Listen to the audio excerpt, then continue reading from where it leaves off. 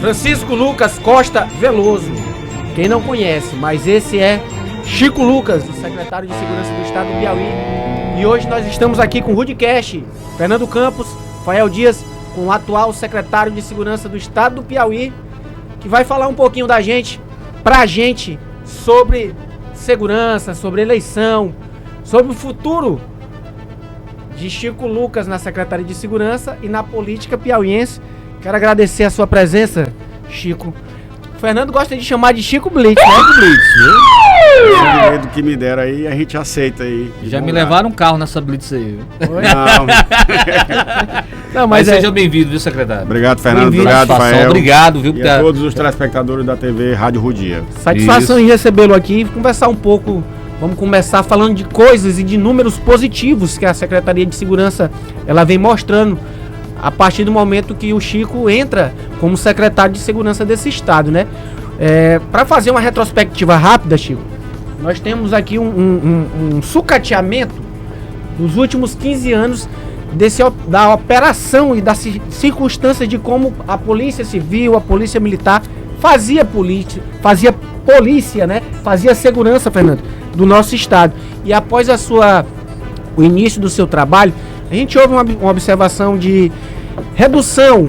E hoje em dia, Fernando, deixando bem claro para o telespectador, há Teresina, o Piauí, ele é visão nacional em termos de redução de furtos de celulares, sim, redução de homicídios. Eu queria que você falasse um pouquinho dessa trajetória nesses últimos 2 anos da segurança, né? Esse novo oxigênio que a segurança do estado vem recebendo. Virou espelho para outros estados. Claro, né? Sem dúvida. O programa de celular virou, né, uma referência nacional. O MJ incorporou. Hoje mesmo saiu uma reportagem na CNN mostrando vários estados. O Ceará está devolvendo celular, o Maranhão.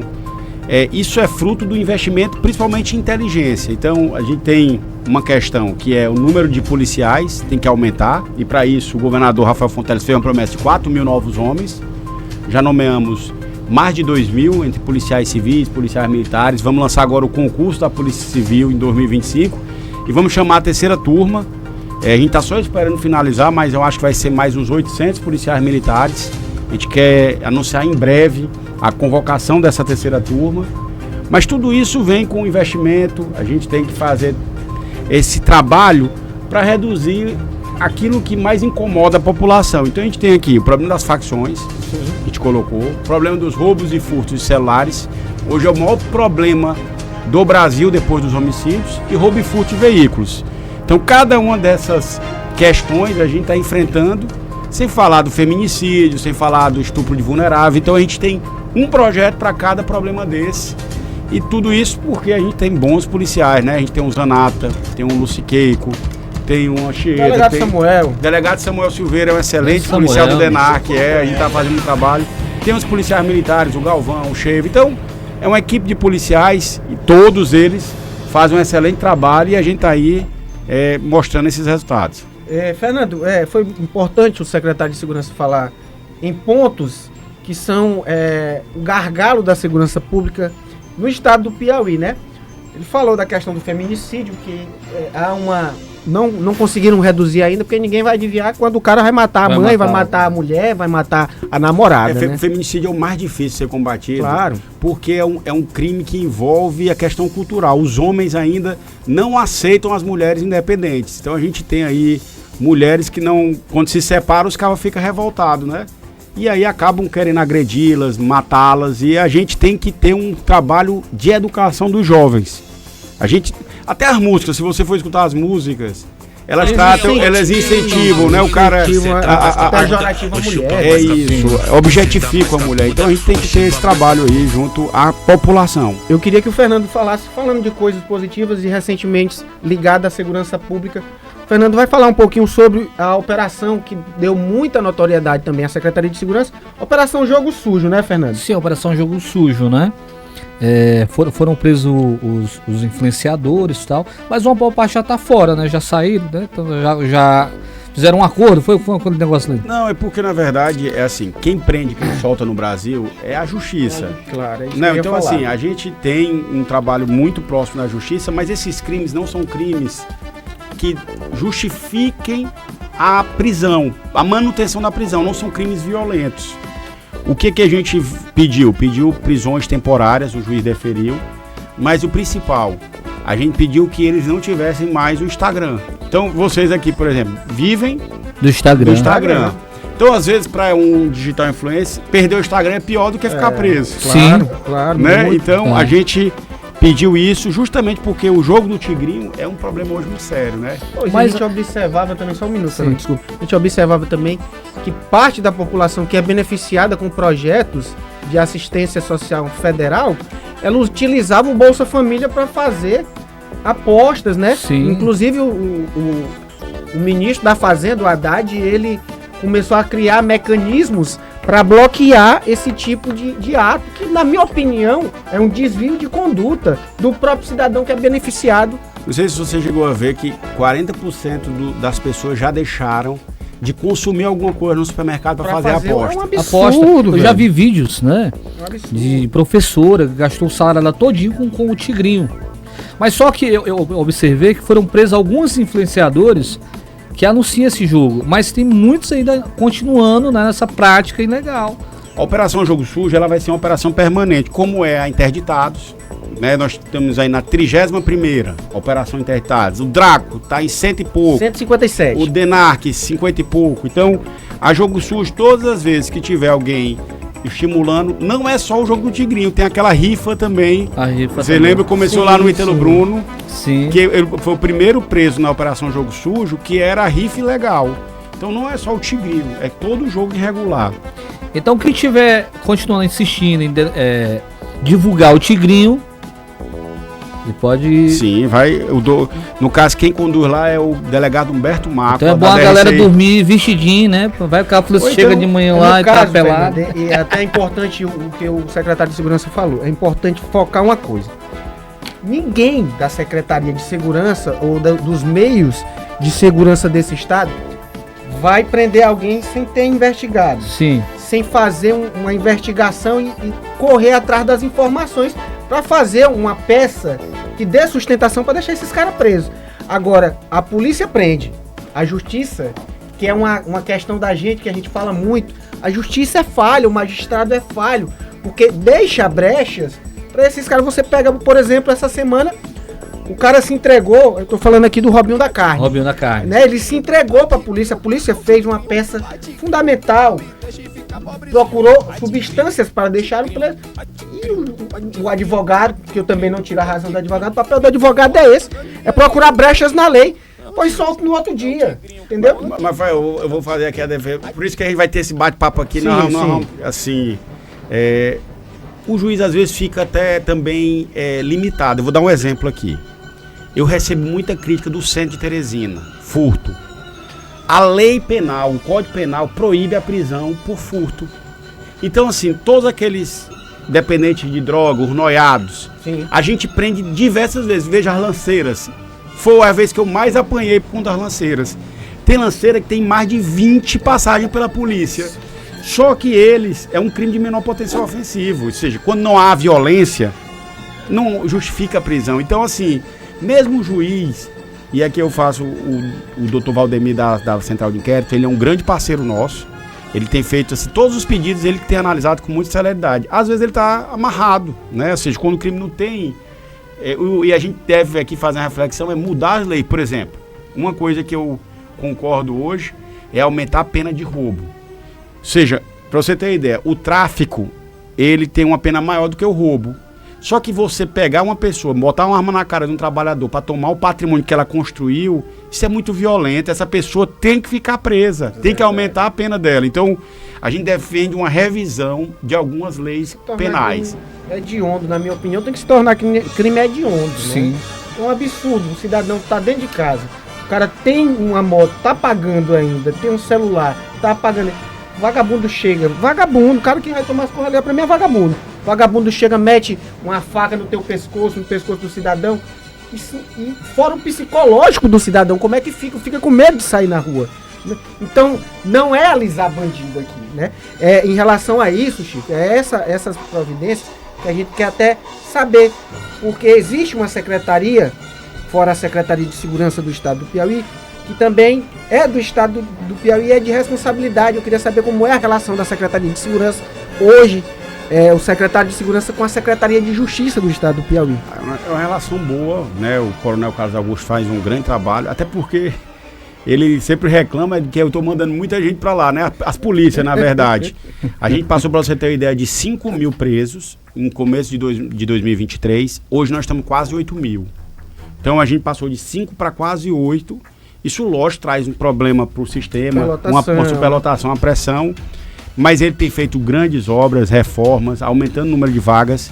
Eu estimo aqui, Fernando, que tenha no Piauí um trabalho que a gente tem feito, 12 mil caras que cometem crimes, certo? Eles ficam presos, ficam saindo, né? É um rodízio. Quando a gente tinha 5 mil e hoje tem perto de 8 mil, não são os mesmos. Quem entra, vai renovando, entra e sai. É como um riacho, né? Entra e sai uma quantidade, aí ele vai circulando. Desses 12 mil, 8 mil, próximo de 8 mil estão presos, outros medidas cautelares. Eu disse para ele que eu acho que nós vamos ter um número ideal aí de presos, quando tiver um aumento do julgamento, em torno de 9 mil, a gente vai conseguir ter uma estabilização. Por quê? Porque os processos estão começando a rodar mais na justiça e, principalmente, a gente tem o funcionamento dos inquéritos nas especializadas, em especial DRACO, DENARC, DHPP e DRFV. Então, com essas fiscalizações, com essas operações, a gente está conseguindo ter mais prisões e manter esses caras presos por conta desses crimes que são geralmente mais qualificados. Então, o DRACO faz um grande trabalho, o DENARC. Eu acho que quando a gente chegar nos 9 mil presos, a gente vai ter um número que, vamos dizer assim, é ideal do sistema, e vai ter uma redução significativa da criminalidade.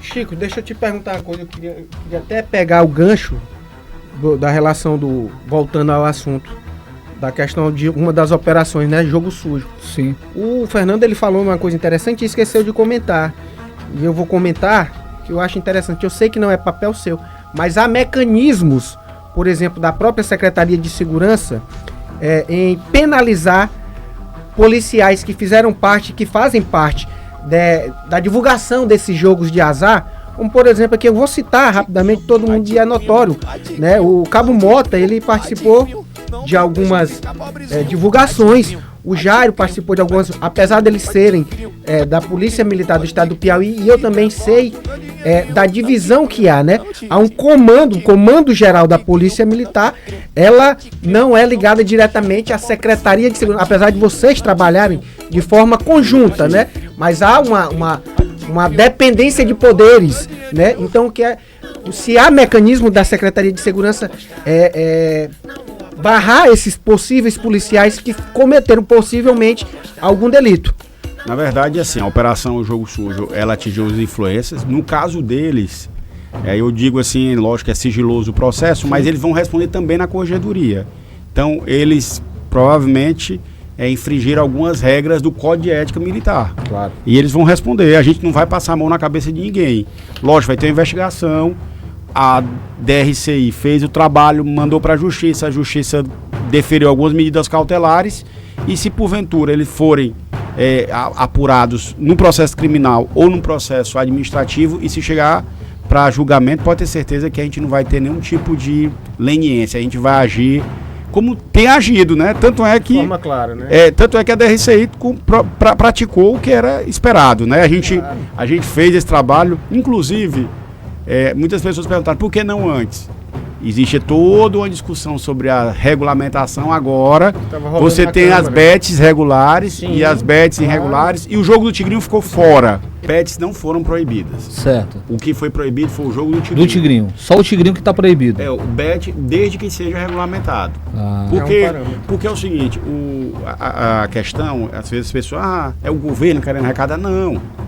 Esse jogo não tem nenhuma fiscalização. Ou seja, você não sabe se de fato é um jogo que você vai ter chance de ganhar. Não tem auditoria, por exemplo, a loteria é auditada. Eu, no início desses jogos, eu lhe confesso que eu divulguei o jogo do Tigrinho. Não entender, não. Eu divulguei, foi no início mesmo, quando começou. A gente já tinha atingido mais de 100 mil seguidores no Instagram da Rodia. A gente começou a receber. Quanto é que você ganhou? eu ganhava R$1.000 por semana pra divulgar. E tinha direito de jogar na plataforma. Joguei, não ganhei nada, né? Gastou R$1.000 que tu ganhou. Gastei os R$1.000. Então assim, quando eu vi que o negócio tava errado, disse, não, dá pra mim não. Aí eu saí fora, eu não quero mais não. Aí agora os convites, aqui é direto, convite um atrás do outro. Toda semana é 4, 5 convites dessas plataformas. Eu bloqueio. Porque eu recebi críticas dos meus seguidores também. Pô, como é que tu defende o povo aqui e tal, tá divulgando jogo de azar? Eu disse, não, mas tem gente que me manda mensagem que ganha. Recebi muitas mensagens, não, eu ganho, eu tô ganhando dinheiro, eu tô mudando de vida e tal. Eu disse, não, beleza, aí eu deixei. Eu não divulguei, eu divulguei o que? 3 semanas. E aí eu fiquei mal com aquilo ali. Rapaz, o pessoal começou, rapaz, isso tá errado, isso aí. Deixei de divulgar.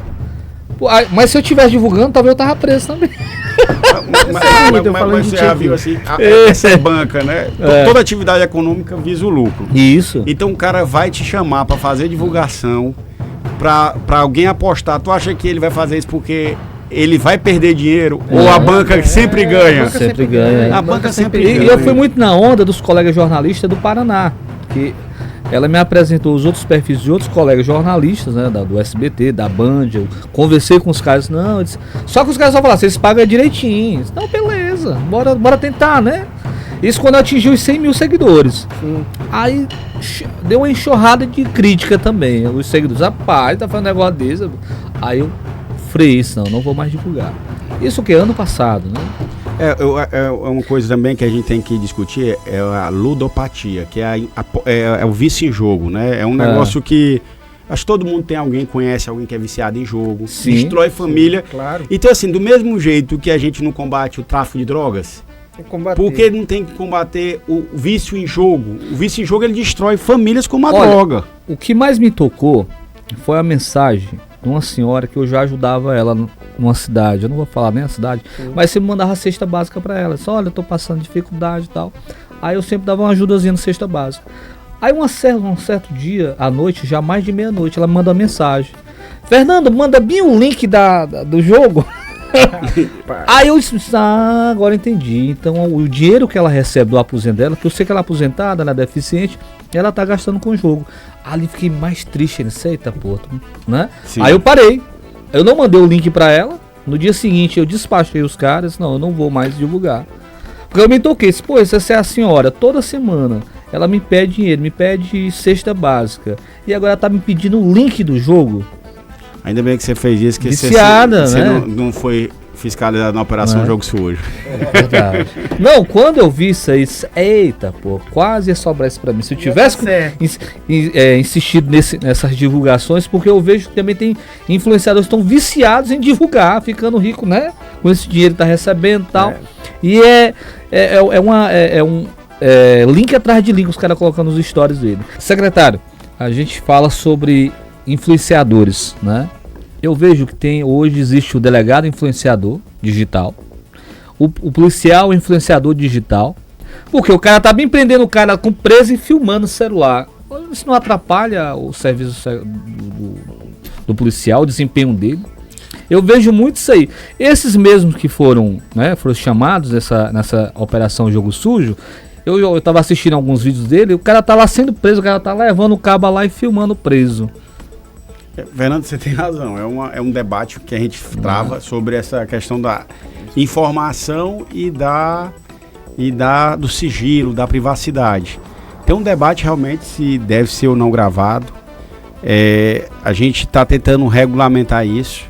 A gente tem doutrinado a questão principalmente das entrevistas, de orientar os delegados, os policiais. Mas é um debate que você está fazendo aí um levantamento que realmente precisa de reflexão. Ao mesmo tempo você tem, por exemplo, o jornalista lá na Central de Flagrante reclamando que não tem acesso aos presos, né? Então assim, esse equilíbrio nunca é muito tranquilo, né? Então você vê, por exemplo, recentemente eu recebi reclamação do jornalista porque não tem acesso à Central de Flagrantes, porque eles querem ter acesso aos presos. Isso. Então assim, é uma coisa que eu, inclusive, estou aperfeiçoando e debatendo, justamente porque a gente precisa encontrar esse equilíbrio. Mas você tem razão na sua colocação. O cara está sendo preso, às vezes o cara está sendo preso pela Maria da Penha, pronto. Ou pela uma pessoa alimentícia, aí o cara tá lá filmando a cara do cara. vai ver até um cidadão. Porque a Maria da Penha tem dois lados, né? Tem muita mulher usando essa lei Maria da Penha, né, para sacanear, se vingar dos seus ex-companheiros. Não é a maioria, a minoria. Mas isso existe, né? Mas eventual excesso tem que ser punido. Tem aí a denunciação caluniosa. Tem os, a gente não pode desvirtuar a lei. A lei. É porque tem esse discurso, né? Inclusive o André Caneco, lá, candidato a prefeito de Fortaleza, ele é contra a lei Maria da Penha. Porque ele disse que tinha que ter uma lei também para os homens. Sim. Só que a gente tá vendo que morrem muitas mulheres. Né? A gente não vê muitos homens morrendo dentro do relacionamento. Verdade. Da questão do sexo frágil ou não, da proteção da mulher. Eu acho essa lei muito importante. Muito importante. Só que ela tem que ser revista, revisada, porque tem muito cidadão sendo prejudicado. Eu falo isso experiência própria. Por experiência própria. Eu não nego isso pra ninguém. Daqui que o cara vem aprovar que não fez aquilo, moço, o cara tem sido humilhado. É o que a gente estava conversando mais cedo. Mas aí é que tá, tem um processo, devido processo legal, mas a gente não pode ser contra a lei, não. Não pode, não, jamais. Deixar bem claro, eu não sou contra a lei Maria da Penha, mas tem que ser revisada. E quando essas mulheres chegarem na delegacia, que a delegacia especializada faça uma investigação para saber se realmente o cara fez aquilo. Porque o cara, de repente, o cara vai preso. Prendendo para investigar. Antigamente se investigava para prender, Fernando. É que você tá querendo dizer? Isso, quando o cara vir provar sua inocência, ele já perdeu o emprego, a ressaca moral, o cara ser preso, algemado, sair na TV, o cara chegar lá, a primeira cara que vê o EFEM lá largando o celular na cara do cara. Quando não, é o agente, o policial, que é influenciador, que quer ganhar engajamento na rede social dele. E aí, como ele tá prendendo um cara, ele já tem, né, as primeiras imagens do preso e já joga nas redes sociais. Não, isso é bagunçado o negócio. É um debate que a gente tem que travar, mas veja, você também como jornalista, quando você quer dar uma notícia, quer a informação. Quer o furo, né? Sim, quer a informação. Sim, então, assim, esse equilíbrio, o que é que a gente pode divulgar, o que a gente não pode divulgar? Isso a gente tem que fazer esse debate, mas já tem tem a lei de abuso de autoridade que trouxe aí vários mecanismos para proteger o cidadão. Facções. É um tema polêmico, mas que faz parte do cotidiano de Teresina, do cotidiano agora do interior do estado, né, secretário? Eu digo até do Brasil e do mundo. Sim, e agora que eu estava tendo acesso a algumas informações, eu gosto muito de ler, e observei, segundo uma entrevista de um estudioso em segurança, que ele deu para a CNN essa semana. E ele diz que hoje uma facção criminosa, que eu não gosto de citar nomes de facções, ela não se tornou mais uma facção, ela é uma máfia considerada hoje como uma máfia italiana, como uma máfia siciliana, né? Hoje ela está enraizada em 26 países, ela está em todos os países da América Latina. Então hoje ela movimenta bilhões, inclusive ela está enraizada no litoral piauiense, secretário. Eu queria saber quais são as ações específicas de fato que fazem as forças de segurança no dia a dia para tentar barrar o avanço das facções criminosas, principalmente no litoral piauiense. Não, você falou aí, nós temos várias organizações criminosas e realmente tem uma que ela é transnacional, ou seja, ela é mundial já. A América Latina, ela é a maior produtora de cocaína, certo? E de maconha. Então a cocaína só é produzida na América Latina. Toda a cocaína que tem no mundo saiu da América Latina. E o Brasil é uma rota de tráfico. Então isso faz com que esse mercado seja um mercado competitivo. Então você imagina o seguinte, você compra uma cerveja, não tem a distribuidora, não tem um depósito de bebida. Perfeitamente. E ali o cara não tem o lucro dele, não tem toda uma rede, você não encontra depósito em todo o bairro. Perfeito. Ora, se existe o consumo dessa droga lícita, também tem gente que consome droga ilícita. Claro. Isso do ponto de vista comercial, alguém explora, só que de maneira ilícita, ilegal, que são as organizações criminosas. É uma atividade muito lucrativa. E no litoral nós temos uma coisa que é mais complexa por conta do turismo. Você tem o Delta, você tem Barra Grande, você tem a região de Jericoacoara, dos Lençóis Maranhenses, com muitos turistas. A rota das emoções. A rota das emoções faz com que essa disputa do tráfico seja ainda mais intensa. Então o que a gente tem feito? Lá nós temos FICO, que é a Força Integrada de Combate ao Crime Organizado, que é a Polícia Civil, Militar, Polícia Federal, Polícia Rodoviária Federal. A gente tem feito várias operações, prendido os líderes, inclusive recentemente a gente prendeu um dos líderes lá da região do litoral, que era o Léo Gordinho, né? Sim. Foi preso no Ceará. O Ceará é uma região que eles têm um controle ali na Serra da Ibiapaba, Sobral, Granja, são municípios que a gente tem problemas também, acaba contaminando um pouco, né, o nosso litoral, mas de toda sorte a gente tem uma redução nesses últimos meses no litoral esse ano, por exemplo, de mais de 30%. Para vocês terem ideia, até agora, esse momento, só tivemos um homicídio em Parnaíba, que foi uma briga de bar. Sim. Então é justamente que a gente conseguiu prender as lideranças, a FICO. Conseguiu barrar, tá barrando. Barrando, só que a gente sabe que há um sufocamento hoje dele. A gente tenta sufocar. Como é que faz o sufocamento? É no financeiro, né, secretário? Principalmente no financeiro e na operação ostensiva. A gente tem uma dupla metodologia aqui no Piauí. Né? A gente tem o sufocamento dos líderes que movimentam dinheiro, que movimentam operações, mas nós também temos o sufocamento com as operações do Draco. Então ele tira aquela criminalidade lá da ponta, que é a violenta, que é às vezes até chamado pirangueiro, que é o cara lá... O cara que vai roubar o celular. Vai roubar o celular, o cara que vai furtar um carro, uma moto. Sim. Então você vê, nós já estamos em 150 operações do Draco, mais de 50 do Nenarc. Se você somar Draco e Nenarc, nesses últimos 1 ano e meio, foram mais de 800 presos, né? Quase 1.000. Então, isso também traz o sufocamento, porque você tira o líder, mas você tira o exército que está na rua. É importante esse todo tempo... É uma luta enxugar gelo, né? Hoje, por exemplo, a gente fez uma operação na Zona Sul, no Torquato Neto, todo tempo sufocando, para ver se a gente consegue estancar essa guerra que é estabelecida entre eles, né? Perfeitamente.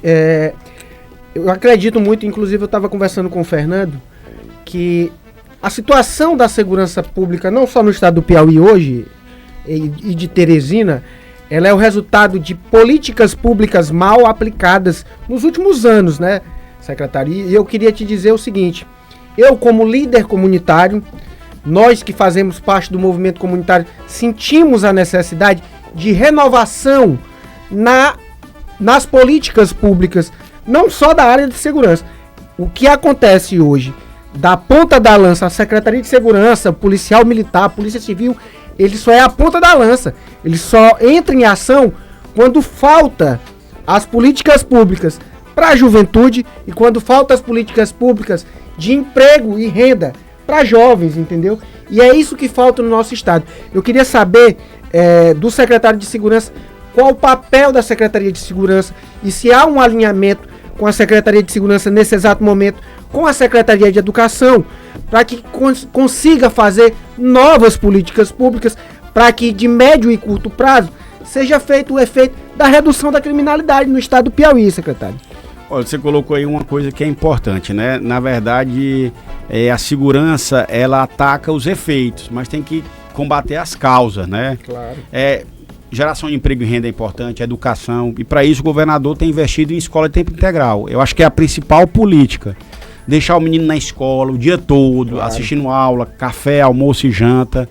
Ele sai de lá com 3 refeições, né? Os 3 refeições por dia, com educação de qualidade. E cansado, para não dar tempo dele pensar em besteira. Não, e se ele ficar na rua, às vezes o pai... O caba tem que ocupar, Chico. O caba tem que ocupar o isso, mas aí você tem o pé de meia, para ele continuar estudando. R$200 por mês que ele recebe. Sim. No final do ano, mais 1.000. Tempo integral pro pai. Tem um filho estudando, até deixa de dar despesa em casa, né? Ele, às vezes, não tem como manter a alimentação de um adolescente com qualidade. Você acha que... Não, sendo bem sincero, sendo mais objetivo. Faltou e falta hoje, no próprio governo do estado, na própria gestão de Rafael, políticas públicas mais específicas, voltadas para transformar a vida daquele povo periférico, entendeu? Falta o braço do governo, não só do governo do estado, mas da Prefeitura Municipal de Teresina, da Câmara Municipal, da Assembleia Legislativa, da bancada federal, senadores e deputados federais. Diretamente eu vou citar, na Vila Irmanduce, hoje a Secretaria Estadual de Educação, juntamente com a Secretaria de Segurança, tem algum projeto específico para jovens e crianças nesse setor, para modificar a vida do... Porque onde não tem o braço... A gente tem vários, por exemplo, no começo, Pelotão Mirim, Guardião Ambiental, a gente fez um projeto, agora que a gente vai até divulgar os números, a gente analisou todos os estudantes da rede pública, são mais de 80 mil. Sim. A gente viu as ameaças e vulnerabilidade dele. Primeira coisa foi fazer um diagnóstico. Por incrível que pareça, a gente pensa assim, a violência é a questão das facções, mas sabe qual é a violência que a gente mais percebeu que os jovens estão submetidos? É a violência sexual. A gente percebeu 311 meninas e meninos que já foram vítimas dos pais, dos padrastos, dos irmãos, inclusive com acompanhamento psicossocial. Então a gente está tendo essa integração do secretário Washington Bandeira, justamente para a gente tentar combater. Agora, é uma coisa que a gente precisa entender, e aí a gente precisa mergulhar nesse fenômeno. Às vezes a gente coloca assim, só a responsabilidade no poder público. Mas veja, tem cidade que é pobre e a gente não vê a criminalidade. Sim. Então, é uma questão, todo pobre vai encaminhar. Se fosse assim, a gente tira a responsabilidade do cidadão e da família. É como se, como se fosse uma coisa determinística, né? Assim, se for pobre, não tiver oportunidade, ele vai ser criminoso. A grande maioria dos jovens vão para o mundo do trabalho, levam com seriedade. A gente tem hoje jovens dedicados. Então, é exceção que vai para o mundo do crime. Há uma desconstrução, então, no caso, eu também concordo com isso, Fernando. Sim. Do papel da família na educação das pessoas, na educação dos jovens. Hoje os pais, que eu vejo, uma boa parte, não é todos, mas está jogando tudo a responsabilidade para o Estado.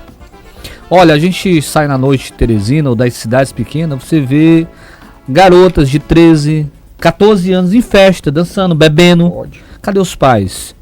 Aí quando vem um estupro, um acidente, né, uma overdose, aí aparece pai, aparece vó, cobrando do Estado a segurança. E aí, ele estava onde? É isso, né? é por isso que aí é onde eu fico perguntando, também, cadê, eu não sei se é da alçada também do Conselho Tutelar de cada cidade. Claro, do Conselho Tutelar. Eu não vejo uma blitz dos Conselhos Tutelar, eu vou ser bem sério com os Conselhos Tutelar, todo o respeito que eu tenho, tem muita gente do bem, mas eu não vejo uma blitz, eu não vejo uma blitz do Conselho Tutelar nas noitadas das cidades.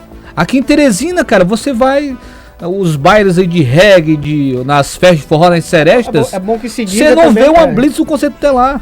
É bom que se diga também que o papel do conselheiro tutelar é municipal. Sim. Tá certo? São escolhas da própria população em eleições individuais e que cada cidade tem o seu conselho. Seu conselho.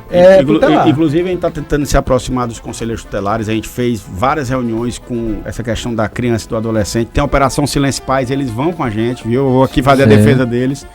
Mas o doutor bem tímidazinha, o doutor Pessoa também maltratou ele. Maltratou, né? Maltratou. Eu acompanhei, eles não tinham estrutura nenhuma. Eu recebi uma denúncia de Angical, eu até critiquei o Conselho Tutelar da região lá, que hoje os Conselhos Tutelar das cidades do interior tá parecendo puxadinhos da prefeitura. Eu acho que tem que ter uma independência, né? Claro.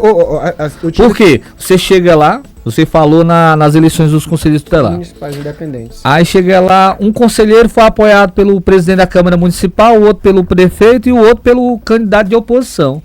Aí os caras ficam presos, não é pra ser independente. Hoje tratam como um trampolim político a eleição do Conselho Municipal. Né? Mas é importante, eu acho interessante o que o secretário falou. Nos últimos anos em Teresina, a gente observa, e eu costumo falar, que a próxima gestão, que vai ser o prefeito eleito Silvio Mendes, ele vai herdar um pós-guerra, né? Ele vai herdar um pós-guerra. Nós, teresinenses, hoje vimos e observamos, Teresina será dirigida 2025, 2026, pós-guerra. Destruição na área da assistência social, destruição na área da educação, destruição na própria assistência da criança e do adolescente, porque ele desmontou a Sencasp, né, que é a Secretaria de Assistência Social. Ele conseguiu, e eu costumo dizer aqui, Fernando e secretário, que Teresina ela é abençoada na questão da assistência social alguns anos atrás. Era abençoada porque pelo papel da igreja evangélica, que faz um assistencialismo muito grande, que inclusive foi negado pela própria Prefeitura Municipal de Teresina quando cortou com os convênios com algumas instituições como a Fazenda da Paz, né?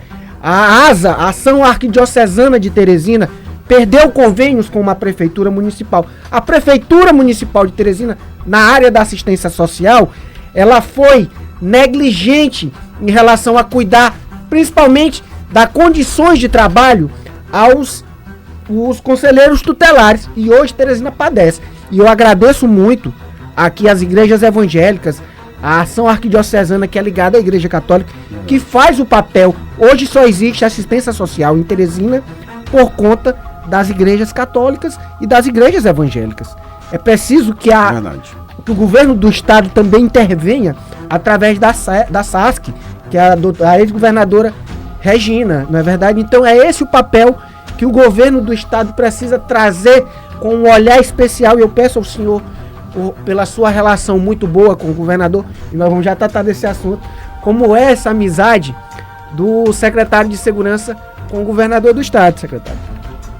Vamos lá, não, na verdade eu acho que é importante, você falou aí, realmente a gente tem um fenômeno, né? Um prefeito que vai para uma reeleição e tem 2% dos votos, mostra que o trabalho que ele desenvolveu em Teresina foi muito ruim, né? Então, uma coisa que me impressiona muito é como a cidade está suja, né? É muito suja, isso me deixa muito triste. Isso, inclusive, impacta na violência, né? Se você vai para um lugar que está sujo, que está mal iluminado, que tem mato, você se sente mais inseguro. Claro. Né? É o que eu mais escuto assim, a rua está cheia de mato. Né? A teoria da janela quebrada. É a teoria da janela quebrada. Então a gente espera aí que as próximas gestões consigam corrigir esse problema aqui em Teresina. E aí, falando em nova gestão, né, Fernando? Sim. O Fernando é que gosta, o Fernando tem, inclusive a gente tem uma mascote aqui, né? A Cinderela, viu? Eu vou deixar esse caso com o Fernando, que eu não gosto de confusão. Não é confusão não, gente.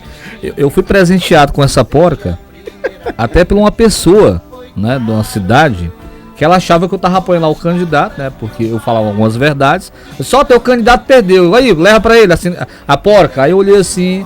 Aí eu cheguei aqui, eu vim ouvindo aquelas músicas, né? Aí eu disse, botar Cinderela. Foi só isso. Nada demais. Nada aqui no Piauí tem esse...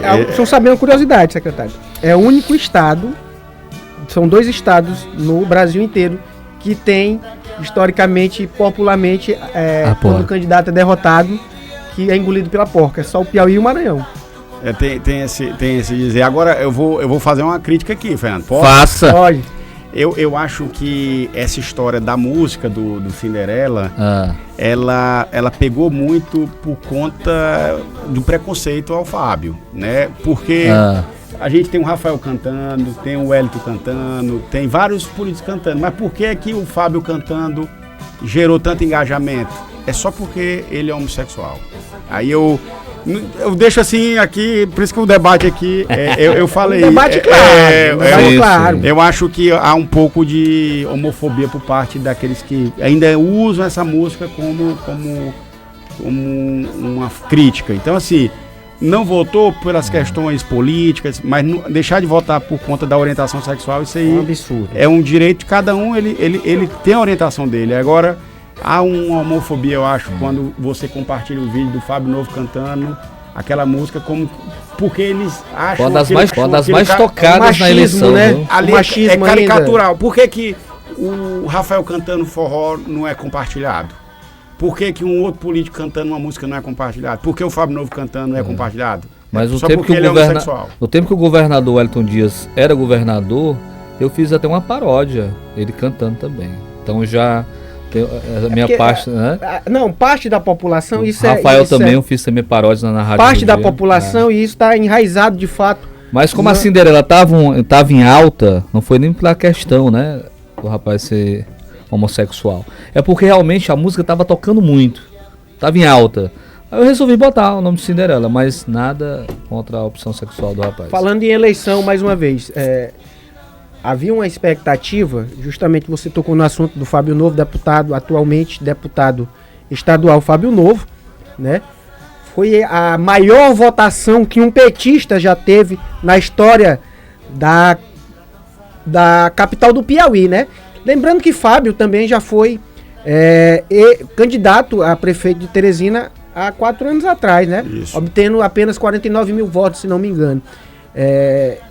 Secretário, eu não sei se você participou diretamente da coordenação da campanha. Queria saber de você como é que você avalia essa derrota, porque todos os institutos de pesquisa apontavam a vitória de Fábio Novo no primeiro turno. E a gente quer saber se a avaliação da cúpula petista, eu acho que você é petista, eu acho que você está afiliado né, no Partido dos Trabalhadores, tem um bom relacionamento com o governador, saber da coordenação, como é que vocês avaliam essa derrota histórica? Olha, primeiro dizer que realmente a gente estava esperando a vitória, né? Então, assim, os institutos de pesquisa erraram, a gente tem que entender o porquê. Então, eu tenho conversado muito com estudiosos para entender por que é que todos os institutos, eu dou até exemplo da Quest. A Quest cravou São Paulo e errou Teresina também. Então, ele mesmo lá, eu soube que ele estava tentando entender por que esse resultado não foi a pesquisa não foi o resultado, não saiu como o resultado final. Da parte do governo, a gente tem visto que o Rafael realmente tem uma avaliação positiva em Teresina, tanto é que a gente teve um aumento de 40 para 200 mil votos. Mas a gente tem que entender por que não ganhou. Foi o voto de segurança? Foi alguma outra questão? Eu acho que o Silvio Mendes, e aí tem os méritos dele, ele soube se comunicar. Depois de uma gestão ruim como essa do Dr. Pessoa, eu falei isso inclusive, participei da campanha, fiz uma reunião, fui em uma carreata. Lógico que eu não tinha tanto tempo para estar no dia a dia, mas sempre que possível eu ajudei. E aí aqui a gente viu que o Fábio fez tudo que estava ao seu alcance, trabalhou direitinho, se engajou, lutou. Mas eu acho que a sociedade teresinense ainda é muito conservadora e principalmente eu acho que falou mais alto foi esse voto de segurança. As pessoas estavam querendo ter a certeza, conheciam a gestão Silvio, né? E ficaram em dúvida, não trocaram certo. Diante principalmente dessa gestão que é desastrosa. Cidade suja, sem transporte, hospital sem funcionar. Então, assim, é aquela coisa, pai, vamos seguro. Ou seja, por mais que a avaliação do Rafael seja uma avaliação positiva, mas eu acho que o voto de segurança foi muito importante. Era um gestor conhecido por parte da população. Secretário, mas a questão do blocão, a imagem do blocão, né? Que usaram muito esse blocão porque a maioria, né, dos políticos estava apoiando o Fábio Novo. Você também não pegou mal? Já que a Teresina nunca aceitou essa questão de blocão. Eu me lembro do blocão do Elmano Ferrer, que foram todos, né, apoiar o Elmano. Ele ainda ele jogou ainda pro segundo turno, foi pro segundo turno, não Firmino. A diferença foi 11 mil votos. Mas perdeu. Não teve blocão porque, vamos lá. Mas assim, eu falo blocão... O Ciro Nogueira estava de que lado? Eu falo blocão... Do lado de Silvio. Do Silvio. Você tem o doutor Pessoa, fez campanha, fez dobradinha. Os vereadores observa agora, do Pessoa. PRD. Então assim, as forças políticas no Piauí... A gente estava com o nosso grupo, que é o grupo que faz parte da base do governo. Não tinha um blocão. Isso foi o que se vendeu. Mas eu vou dizer que o Ciro Nogueira, que é uma pessoa que tem uma rejeição muito forte em Teresina, estava... Tanto ele que ele não apareceu. Ele apareceu no dia da comemoração. Ele saiu cantando vitória, mas eu desafio ele a fazer campanha. Conseguiu soltar girando lá, né? Ele... Será que ele faz parte, né? Eleição é assim, por isso que é a disputa. Na eleição passada, mas o TikTok tocou lá, o TikTok. E agora faz parte, assim, ele é um político de projeção nacional, claro. A gente também não vai... Mas menosprezar. Mas não pegou mal, não é? Tipo, o ex-deputado Luciano, né? Que era um PSDB, raiz, foi pro lado de vocês, o Marden Menezes, a Bárbara do Firmino, que eu vi, eu acompanho muito as redes sociais, né? E eu gosto de ver muito os comentários, né? Cara, ela foi massacrada nos comentários, né? O pessoal, né, dizendo que ela se vendeu, aquela conversa, né, do pessoal raiz. Assim, não pegou mal não, essa adesão, era pra ajudar, não foi pra atrapalhar o Fábio Novo? Eu acho que ajudou, eu acho que essa é uma narrativa que querem, eu acho que o que foi determinante foi esse voto de segurança, né? Eu acho que a eleição não foi uma eleição de grupo, foram 2 candidatos bons, Fábio Novo fez o seu dever de casa, fez uma campanha intensa, ocupou as ruas, só que eu acho que o eleitor se sentiu mais seguro em votar no Silvio Mendes, né? Ainda teve também a questão do voto conservador, né? A gente tem essa discussão do evangélico, o crescimento do evangélico. A gente tem que discutir isso, a gente tem que entender, mas eu não acho que a Bárbara atrapalhou. E o blocão... Não atrapalhou. Na minha visão, não. E principalmente, quando a gente faz um debate, O próprio Washington Bonfim veio para o governo Rafael. Sim. Por quê? Porque lá na pandemia, o Firmino foi o maior defensor das medidas de segurança. O Firmino perdeu a eleição com o Kleber Montezuma Pessoa porque ele foi muito rígido nas medidas sanitárias. Ninguém conhecia e o Silvio Mendes, né? Foi contra.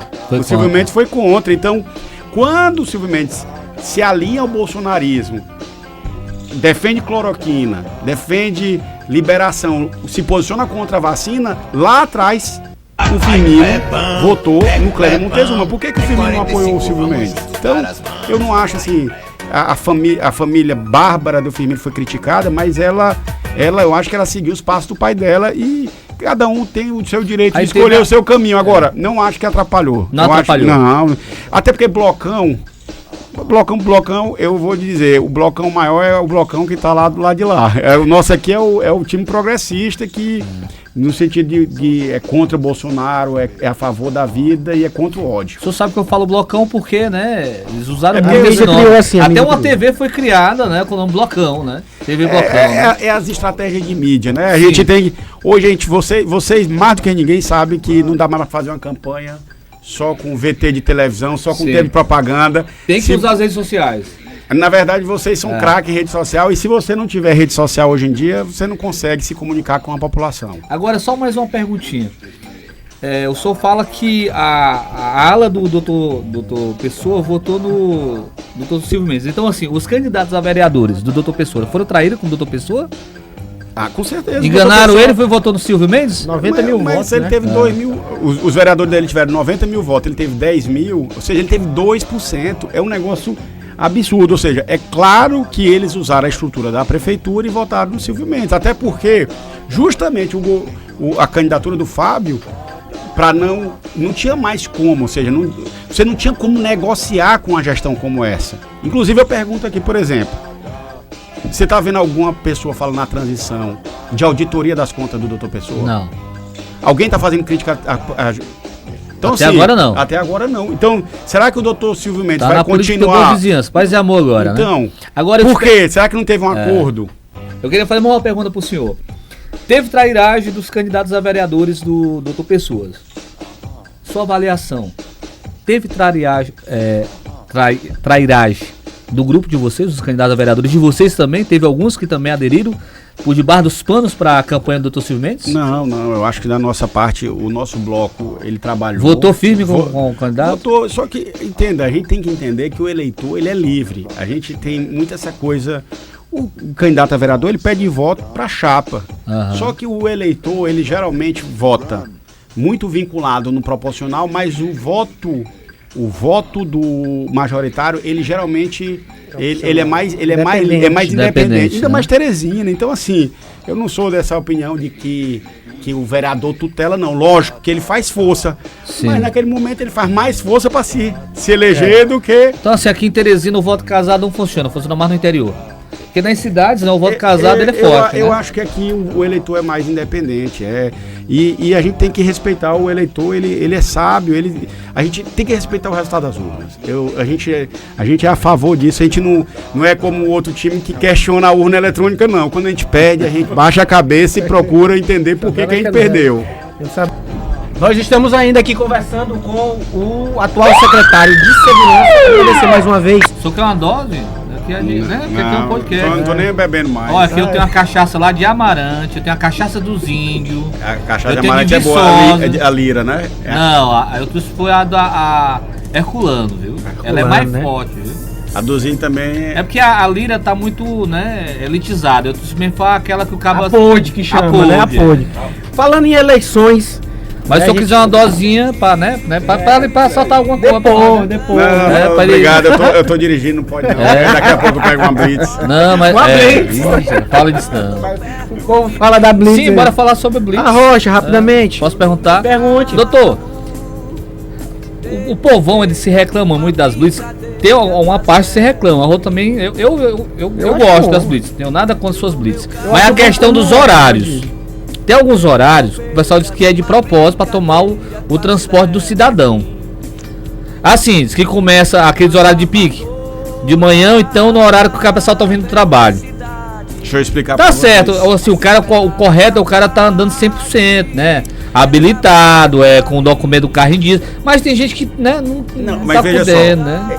Esse discurso, Fernando, é um Falhou. discurso que não tem rumo. Por quê, o doutor? governo, ano passado, isentou IPVA. IPVA até 160 cilindradas é R$0.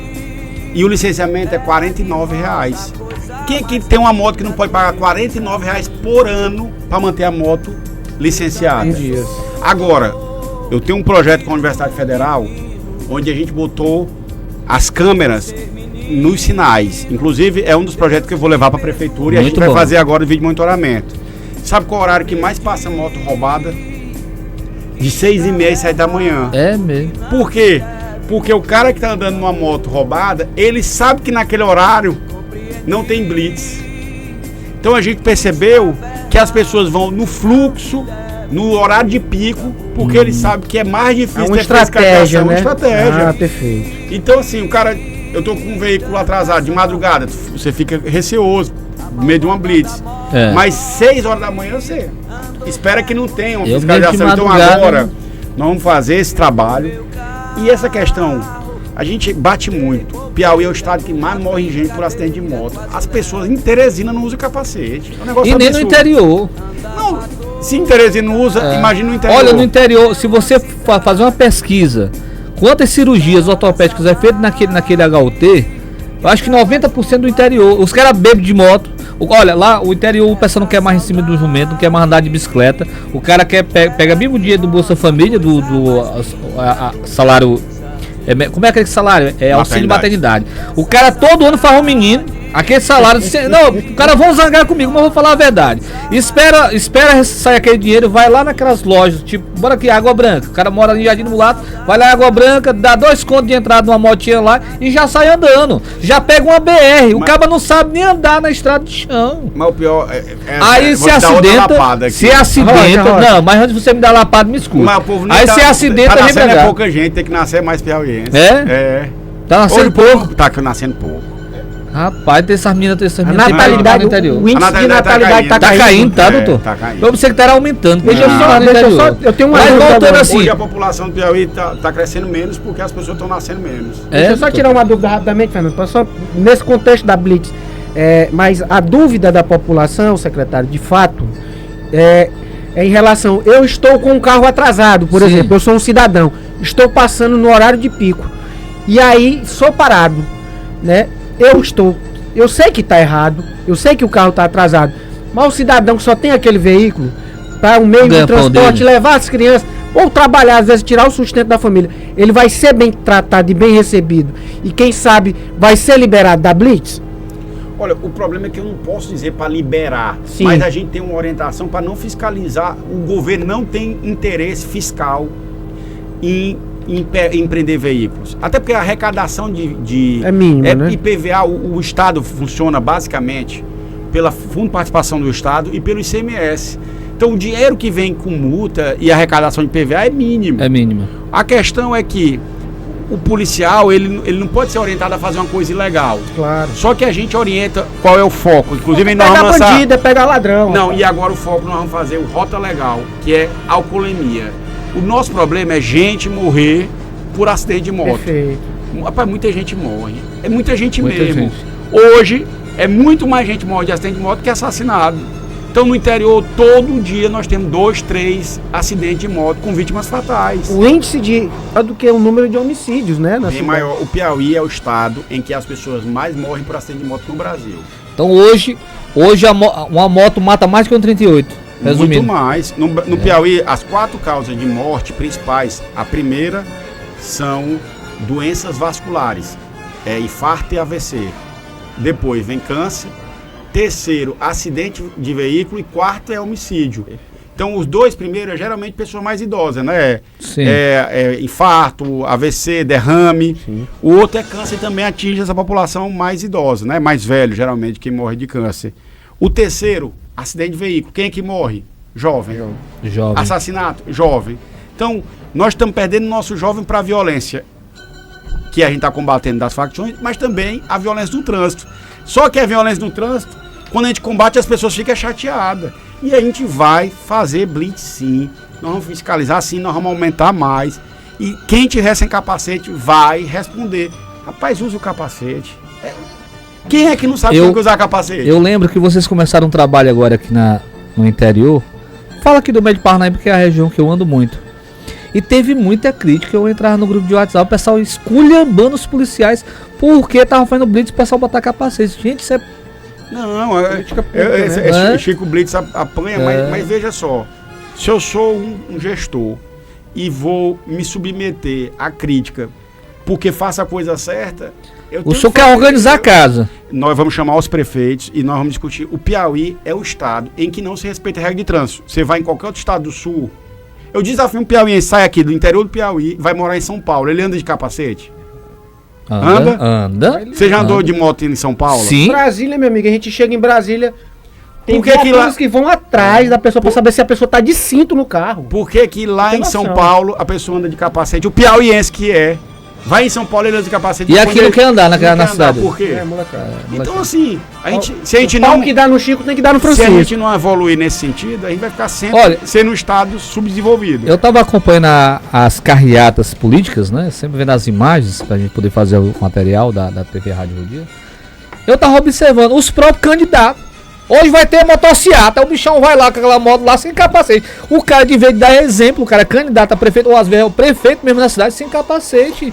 Mas todas as cidades aconteceu isso. Eu pensei, rapaz, é muito sem vergonha um cabo desse. Por isso que agora nós vamos chamar os prefeitos pra eles não fazerem mais essa não, eu tenho uns vídeos aqui, qualquer que o senhor quiser autuar eles, eu tenho uns 3 aí do meio de Parnaíba aí.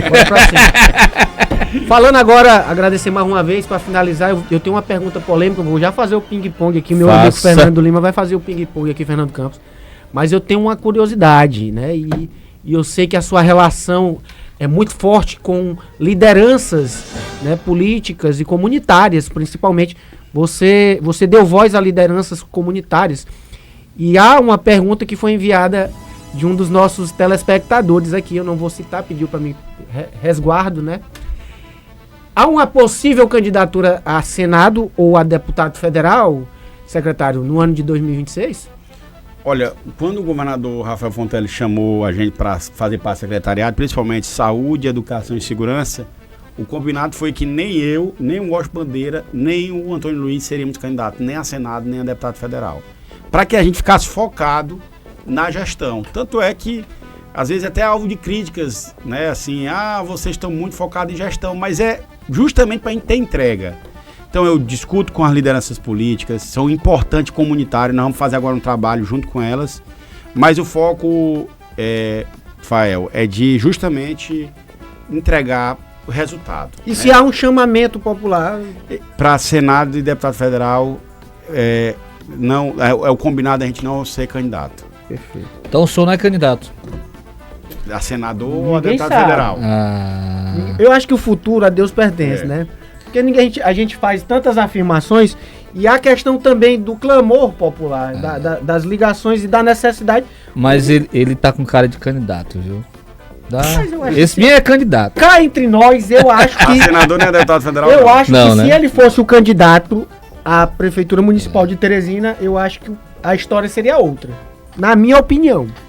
Então, federal, estadual não. Não, federal e senador não. Mas um estadualzinho que sabe, né? Eu acredito que nós estamos falando com o estadual não, também não. Não? Não. Eu acredito que nós estamos falando com um possível candidato a deputado federal, Fernando. Então sobrou para governador. Não serei candidato. Não é candidato? Não. Nem a deputado federal, nem a senador, nem a deputado estadual. É o combinado com o governador Rafael Fonteles. Continua na pasta. Continua na pasta até o final. Agora que eu vejo um diferencial, só encerrando aqui, é porque o outro secretário, ele se baseava muito naquele filme Tropa de Elite. E eu vejo não só mais... O secretário explica, o outro secretário seguinte é o Fábio Abreu, deputado federal. Assim, tinha umas coisas desnecessárias.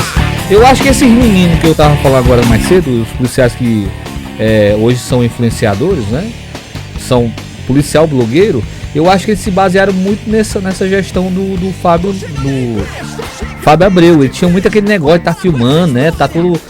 como é aquele cabo lá, o Nascimento? Capitão Nascimento. Assim, às vezes os caras faziam umas operações, de repente ele chegava lá na caçamba do veículo, dizer que tava no mato, mas os caras sabia que não era, né? Era só pra fazer uma jogada. E eu já vejo o senhor um trabalho mais sério, sabe? E eu não sou de elogiar ninguém, mas eu dou os parabéns, né? Essa questão dos celulares foi muito bom, diminuiu bastante, cara. Porque o cara que vai roubar o celular, ele vai lá, mata o cara por um celular. Isso então diminuiu. O meu motorista, um dia você tava aperreado, me ligando. Disse, Fernando, rapaz, a justiça aqui mandou um negócio aqui pra mim. Eu disse, o que é? Se eu não sei, disse, rapaz. Tu pagou a pensão dos meninos, paguei. Tu bateu na mulher, não bati. Disse, rapaz, tu roubou alguma coisa, não.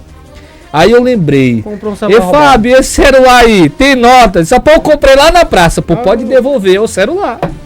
E ele foi, né? Os caras atenderam ele super bem lá, devolveu o celular. Eu queria só... Rapaz, mas parabéns. O Fernando fez aí a questão, e realmente eu até digo que eu sou burocrata, eu não sou policial, né? Então eu não posso me avorar de... Eu nunca falo em operação. Foi policial rodoviário federal, né? Mas antes, hoje eu sou procurador do estado, então eu nunca falei sobre uma operação. Quem fala das operações são os delegados, os policiais militares, os coronéis. Eu só apareço em momento de crise. Então, se você resgatar aí as entrevistas, sempre quando eu apareço é quando tem uma crise. Mas no dia a dia quem aparece é o Zanata, é o Charles, é o Anchieta, é o Sheiva, é o Galvão, é o Alves, no BEP. Agora, eu também quero aqui fazer um parênteses, dizer que o nosso amigo Fábio Abreu, ele fez um grande trabalho, às vezes é porque ele entrou no mundo da política e às vezes ele é sujeito à crítica, mas ele também fez um grande trabalho, a gente pegou uma base e a gente está só aprofundando, mas nesse sentido eu quero dizer que realmente ele era um policial competente, era das forças especiais, do BOP, do Rony, ele podia, né, se colocar naquela posição. Eu não, um gordinho desse aqui, se eu aparecer na frente de um bandido, não dou pra, né? Então eu tenho que deixar... Corro não, porque eu tô acima do peso, mas eu não posso me avorar de policial, né? Não posso. Então, meu papel é burocrata, é fazer com que as coisas funcionem. Eu acho que meu papel é esse. Vamos fazer aqui agora... Agradecer aqui e finalizar essa entrevista, esse bate-papo com o secretário de Segurança do Estado do Piauí. Mas antes disso, secretário, eu tenho um ping-pong para fazer com o senhor. Posso fazer? Posso fazer, né, Fernando? Oxi, tô esperando. Pô, vai gostar, né? É polêmico o ping-pong? É nada. O ping-pong é o seguinte, secretário. Eu vou falar frases e nomes e você fala a primeira coisa que vier na sua mente, tá bom? Certo. Mas não pode pensar não. Tem que ser automático. Vou começar. Rafael Fonteles. Um líder. Blitz. Importante. Homicídios. Tem que diminuir. Política. Importante também. Na vida de todo mundo. Não tem como você fazer nada sem política. E crime organizado. Vamos combater, vamos destruir aqui no Piauí. Quero agradecer. Eu que agradeço. Mais uma vez e dizer que nós estamos aqui fazendo a imprensa livre, independente de bandeiras partidárias e ideologias. A Secretaria de Segurança, o governo do Estado, sempre vai haver críticas e eu acho que isso faz parte da democracia. E dizer que nós estamos aqui, o Grupo TV Rádio Rudia, o De Olho na Cidade, o Rudicast, tentando ajudar o Piauí da melhor forma possível e abrindo espaço e dialogando com os gestores para que a gente ache as soluções necessárias para o nosso povo, secretário. É importante, eu quero agradecer aqui o convite. Na verdade, a gente tem que valorizar hoje todas as mídias, né? Já passou do tempo de ser só aquelas mídias tradicionais. Rede social tem uma importância enorme. A gente vê aí hoje que mais gente se informa por rede social do que por outras mídias tradicionais. Então a gente tem que equilibrar, né? Rádio, TV, jornal, mas também veículo como o de vocês, que está aí dando os primeiros passos. A gente também tem que prestar contas e aqui eu tô para ouvir as críticas. Gestor que só recebe aplauso não é gestor, porque não tem como você fazer um serviço perfeito, mas você tem que ouvir a crítica, internalizar e tentar melhorar o seu serviço. Fernando Campos. Aqui você viu que a TV Rádio Rudia é leve, né? Antigamente a gente, né, era mais batia mais, né? Tava até relembrando os bons momentos de TV Piauí, a gente pode falar. Só me queimava de gordinho saliente. Era? Eu não lembro, tu lembra disso aí? Mas era eu. Mas parabéns pelo trabalho, né? E estamos aqui. Nós temos um presente. Tem um presente aqui, olha, que é a nossa... nosso caneco, viu? Caneco da TV Rádio Rudia. Não, da TV Rádio Rudia, rapaz. Vamos tomar café, rapaz. Isso me tá com uns pensamentos maldosos, viu? Obrigado, viu? Obrigado. Tamo juntos. E obrigado. Daqui a pouco a gente volta com outro episódio do Rudicast. Curte, comente, compartilhe e não se esqueça, não se acovardem jamais. E não dá cola pra nós não, que a gente não vai ver. Pode apurar, mas não fala. Eu gosto ao vivo. Quando é gravado, eu fico gravado. Eu já bem isso. Ao vivo e eu não também. Lembra, Ricardo, ao vivo, na TV Piauí eu peguei o Gilberto, secretário de... Esse aqui foi o William Mar na TV Piauí. Rapaz, mas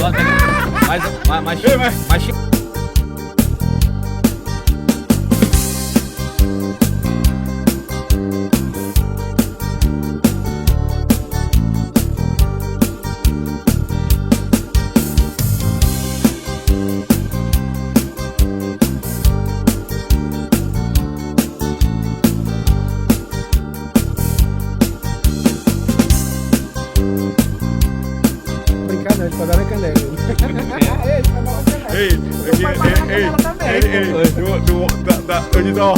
Da Cinderela. É porque eu sou secretário de segurança, mas se fosse pra gente entrar mesmo. Baixa a guarda, Fernando, vai! Porque é bom, tá? Ele quer falar.